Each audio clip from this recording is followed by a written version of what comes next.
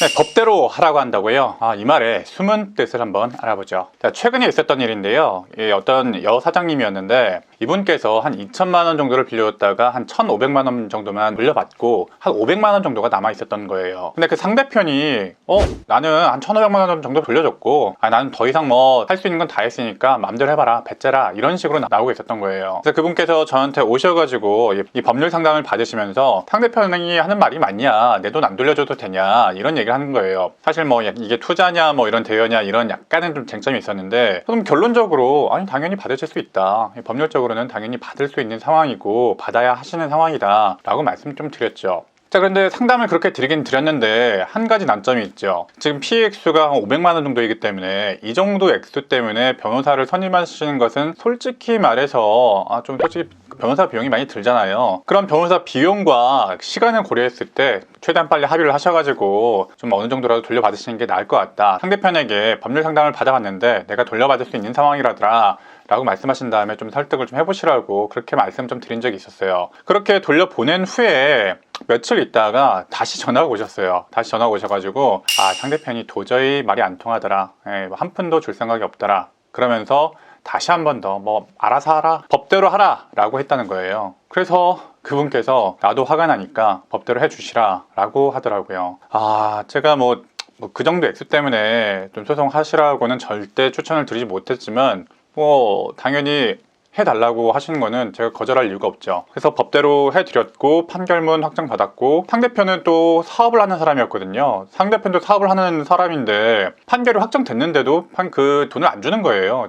당연히 저희가 소송은 이겼고요. 그 사업자 계좌에다가 압류를 했어요. 그래서 압류를 하니까 뭐 이 정도 액수 때문에 내가 지금 몇 억 쓰는 사람인데 뭐 압류까지 하냐, 사업자 계좌를 압류까지 하냐, 그러면서 돈을 이렇게 넣어주더라고요. 뭐 저희가 못 받았던 액수하고 변호사 비용까지 해서 다 받았습니다. 물론 변호사 보수는 이제 다 돌려받지 못하고 소송비용 산입에 관한 규칙에 따른 그 정해진 액수만큼 돌려받았죠. 결국 결론적으로만 보면 너무 잘 됐죠. 사기자 같은 결말인데 이 법적인 조치를 결정하는 데까지 스트레스가 너무 많았어요. 솔직히 돈을 다 돌려받았습니다만은 변호사 비용하고 이것저것 하다 보면은 좀 100% 피해가 보전된 건 사실 아니죠. 이렇게 당연히 상대방도 그런 걸 압니다. 네가 이 정도 돈 돌려받으려고 변호사 보수 주고 소송해봤자 100% 피해 회복하지 못할 거 아는데, 너도 알고 나도 아는데 네가 법적인 조치 할 수 있겠냐? 그리고 네가 아는 변호사 있어?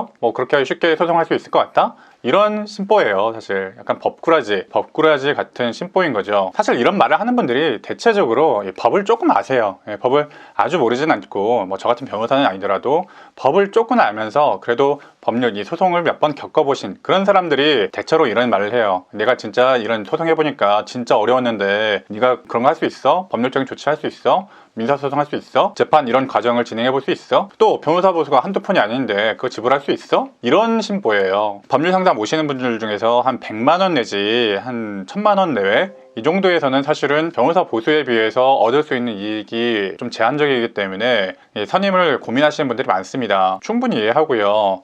사실 2천만 원, 3천만 원, 억 단위 넘어가면은 당연히 변호사를 쓰는 게 유리하겠죠. 그 돈은 너무 큰 돈이니까 1억, 2억, 10억 이런 돈이면 당연히 변호사를 선임할 것이고, 또 그 정도 액수를 움직이는 분들은 또 주변에 아는 변호사도 있을 것이고 그럴 텐데, 오히려 이제 소위 소액 사건이라고 하는데 100만 원에서 2, 3천만 원 정도의 그 정도 금액에서는 얻을 수 있는 이익에 비해서 변호사 보수가 너무 높다던가, 본인이 직접 진행하시기에는 너무 부담된다던가, 절차가 너무 어렵다던가, 그런 현실적인 난점이 있기 때문에 법적인 조치를 하는데 좀 망설이게 되는 경우가 있는 것 같아요. 그런 심리적인 망설임을 상대편은 역이용하는 거죠. 심리적으로 법률적인 조치 해봐, 배째봐. 또 이런 분도 있었어요. 보증금이 한 5천만 원 정도였는데 그 돈을 안 주는 거예요. 다음 임차인이 들어오면 주겠다라고 해서 차일피일 계속 미루다가, 이분 같은 경우에도 이제 이사를 가서 다른 데서 사업을 하셔야 되는데 돈을 계속 안 주고 좀 차일피일 미루니까 전입신고 딴 데 할 수도 없고 이사도 못 가고 그런 상황인데,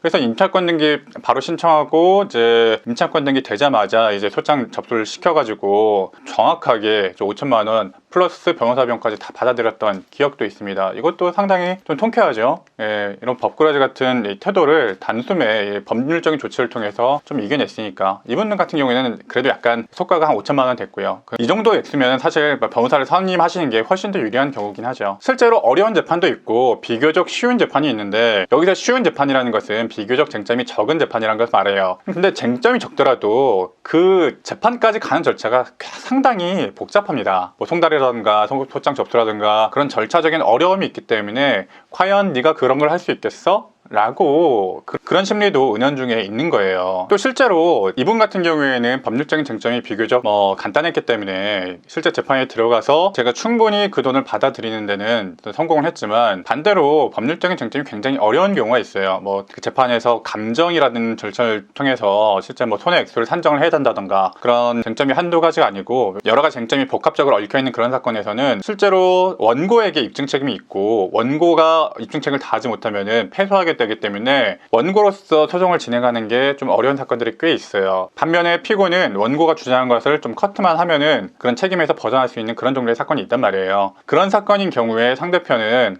네가 한번 입증해봐. 그래서 나는 네가 입증 못할 걸 알고 있어 라고 하면서 그냥 뭐 여유만만하게 기다리면 되는 거죠. 특히 이렇게 뭐 돈을 뭐 떼어가는 경우에 충분히 있을 수 있죠. 일단 돈 들고 있는 사람이 일단 주도권을 쥐고 있으니까. 사실 제가 법률 상담을 좀 적극적으로 활용하라고 말씀을 드리는데 사실 법률 상담에서도 저희가 어떤 지도가 되어서 길을 알려드릴 수는 있고 어떤 선택지가 있다. 법률적인 상황이 이렇고 이렇게 구성을 하시면은 조금 효율적으로 재판을 진행할 수 있다. 이런 길이 있다. 저런 길이 있다. 이렇게 말씀을 드리는데요. 현실적으로 비유를 하자면 그 목적지까지 저희가 데려다 줄 수는 없잖아요. 이거는 변호사로서 착수가 되어야 저희가 실행할 수 있는 일이에요. 그래서 저희가 거기까지 가는 길은 알려드릴 수 있는데 법상 정해진 절차가 상당히 좀 복잡한 경우에는 길을 알려드리면서도 이거를 변호사의 도움이 없이 가실 수 있을까? 라는 걱정을 많이 하게 되죠.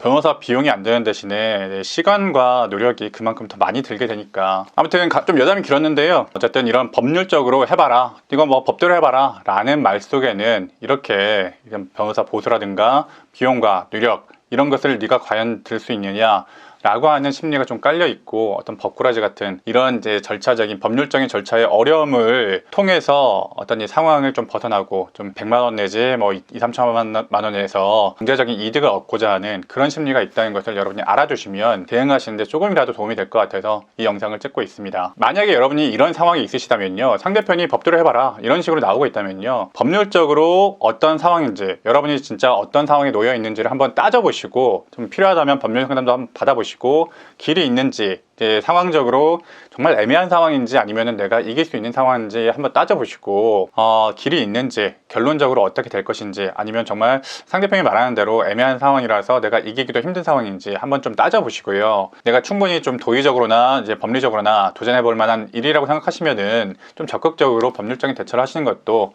좀 필요하다고 생각합니다. 무엇보다 좀 법꾸라지들이 좀 괘씸하잖아요.